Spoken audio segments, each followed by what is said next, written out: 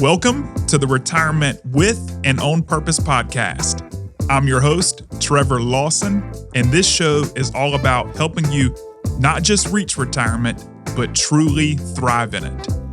You've put in the work, now let's make sure you can enjoy every moment to the fullest. Today's episode is likely top of mind for many of you as we are in the throes of tax season. We're going to be talking about estimated taxes and why they become such a pain and ways to avoid the costly penalties for not making estimated tax payments throughout the year. So the inspiration for today's episode comes from an article in the Wall Street Journal by Laura Saunders. So I'll be quoting her rather frequently today, but I think you'll find this episode very pertinent as we make our way through and out of tax season and look for ways to improve next year's taxable outcome. So, quoting here, want a lower income tax bill? Check whether you're one of millions of Americans who are paying billions of dollars in late penalties to Uncle Sam. If so, there are moves you can make to avoid or reduce them. That's what we're going to talk about today. These penalties are for underpayments of estimated taxes, which are on line 38 of Form 1040. So this year, when you get your taxes back, if you go to Form 1040 and look at line 38, you'll be able to tell whether or not you were a victim of having to pay a penalty for not making estimated tax payments. Most of these payments are on income that doesn't have taxes withheld, unlike employee pay. Recipients of non-withholding income include investors, retirees, business owners, and gig workers. So I see this a lot in my personal practice. A lot of my clients will retire and then they'll go work in a passion job or perhaps start a business, and their income is now 1099 self-employment income and taxes are not being withheld.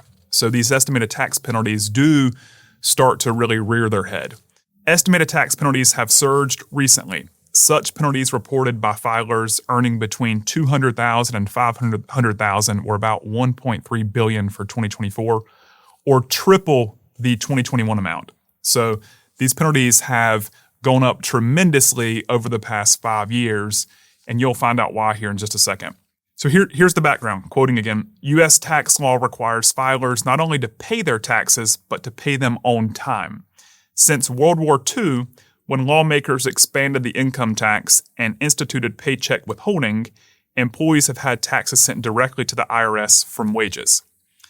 To prevent gaming the system, people with income not covered by withholding, such as from investments or self-employment, were required to pay estimated taxes on each quarter's income. Filers who fall short often owe an interest-based penalty on the underpayment for the quarter. Again, the people that are going to be most likely impacted by this tax underpayment are those that are self-employed or those that have investments where they're getting a 1099 every year on those investments and taxes are not being withheld, or we've just had a very good year in the market and the 1099 is generated, and as a result of the earnings, you're going to owe more taxes than usual. As an example, so if an investor has a $10,000 capital gain in February and waits until December to pay taxes on it, he or she could owe an underpayment penalty for 3 quarters. For all of 2025 and the first quarter of 2026, the rate on quarterly underpayments has been 7%. This is dropping to 6% in April. However, it's a lot higher than the 3% rate that was in place in 2021.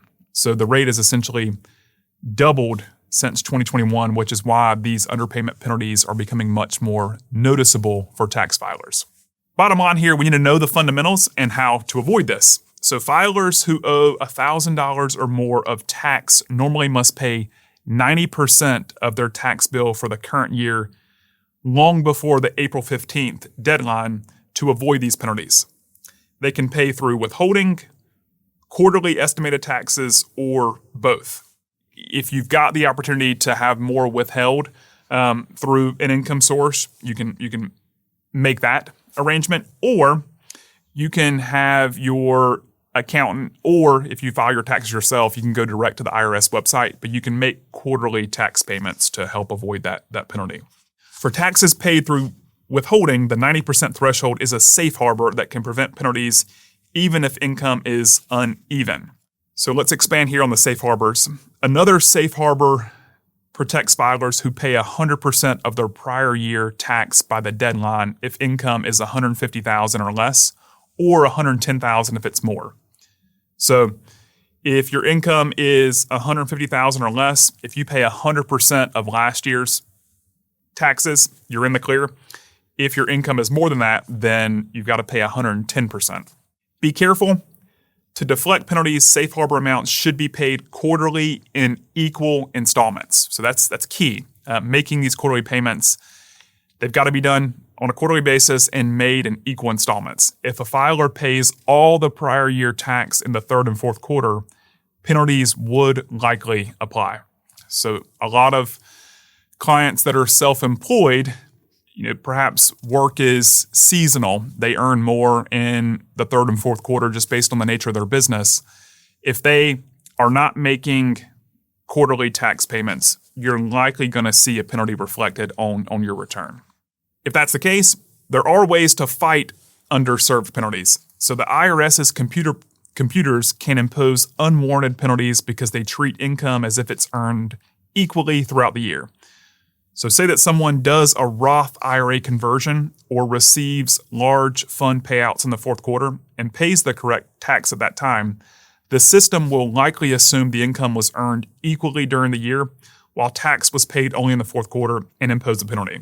So this is very prevalent right now with Roth conversions becoming sort of the topic du jour. A lot of people are exploring those and how they can be applied to their own retirement situation. So if you are one of those that's doing a Roth conversion every year, I would certainly look to see if you are being penalized for not making tax payments throughout the year. The IRS will typically waive estimated tax penalties for many filers who recently retired or became disabled, among other things. To request a waiver, and for those doing Roth conversions, it's also worth requesting a waiver. Follow the instructions on Form 2210. So Form 2210 on the IRS website is where you'd go to request a waiver and fight underserved penalties. So in closing here, there's ways to look for withholding and avoid these penalties altogether. Many filers, especially retirees, have income that qualifies for withholding as well as income that doesn't. Taxable withdrawals from IRAs and similar plans, pensions, Social Security, all of those employee bonuses are eligible for withholding. So we could adjust our withholdings there to ensure we're paying our required tax liability. Such income there has a great benefit because the law considers taxes withheld to come in evenly throughout the year, even though it doesn't. As a result, quoting, some investors don't pay an estimated tax during the year. Instead, they make a taxable IRA withdrawal late in the year when income is known. This way they have enough tax withheld to cover at least 90% of what they'll owe, sidestepping penalties. So let me rephrase that. So a lot of retirees who are taking money out of a taxable account like an IRA or 401k may, at the end of the year, take a one-time withdrawal and have the bulk of that withdrawal withheld for tax purposes. And by doing that, that can help cover the tax liability from the year. But again, the IRS treats that amount having been earned equally throughout the year. And so it does cover you from the tax penalty standpoint. So in closing here, I recommend, after getting your tax return back this year, to look at line 38 of your Form 1040. See if you are having to pay penalties for tax underpayments throughout the year. And if so, refer to the article here in the show notes that I've quoted throughout today's conversation, and consider reaching out to your financial professional or accountant for ways to avoid that penalty, if applicable, going forward. As always, thank you for your time, and I'll look forward to being with you again soon. Take care.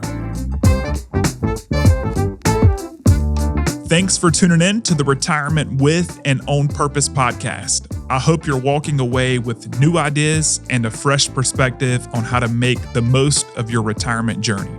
And remember, retirement isn't the end. It's your time to live with purpose. Until next time, I'm Trevor Lawson. Here's to a fulfilling and thriving retirement.